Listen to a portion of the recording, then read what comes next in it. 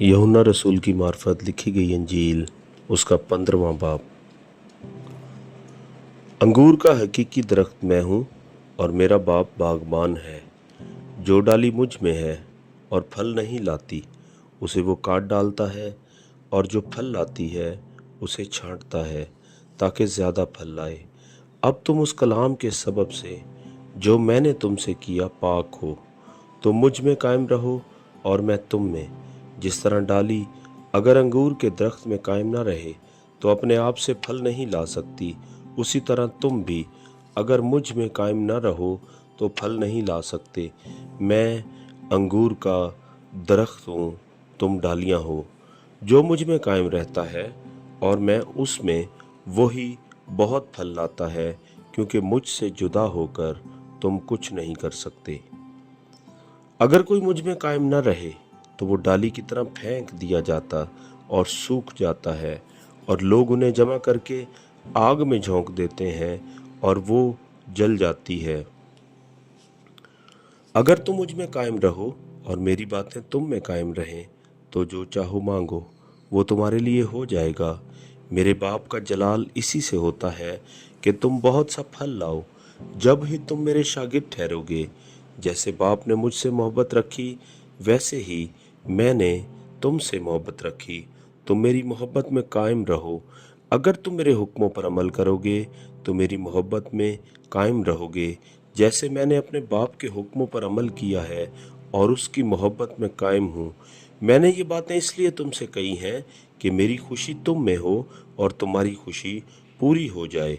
मेरा हुक्म ये है कि जैसे मैंने तुमसे मोहब्बत रखी तुम भी एक दूसरे से मोहब्बत रखो।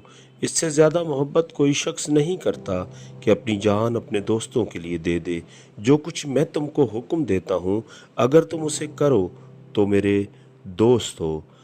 अब से मैं तुम्हें नौकर न कहूँगा, क्योंकि नौकर नहीं जानता कि उसका मालिक क्या करता है, बल्कि तुम्हें मैंने दोस्त कहा है, इसलिए कि जो बातें मैंने अपने बाप से सुनी वो सब तुमको बता दी।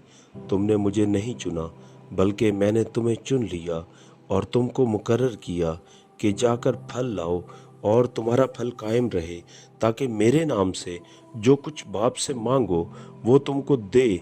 मैं तुमको इन बातों का हुक्म इसलिए देता हूँ कि तुम एक दूसरे से मोहब्बत रखो। अगर दुनिया तुमसे दावत रखती है तो तुम जानते हो कि उसने तुमसे पहले मुझसे भी अदावत रखी है। अगर तुम दुनिया के होते तो दुनिया अपनों को अजीज रखती, लेकिन चूंकि तुम दुनिया के नहीं बल्कि मैंने तुमको दुनिया में से चुन लिया है, इस वास्ते दुनिया तुमसे अदावत रखती है।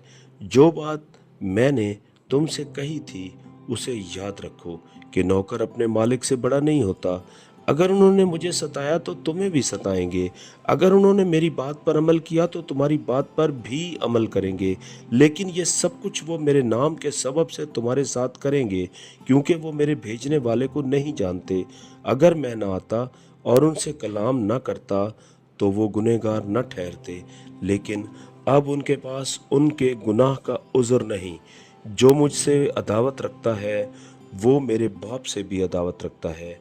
अगर मैं उनमें वो काम न करता जो किसी दूसरे ने नहीं किए तो वो गुनहगार न ठहरते।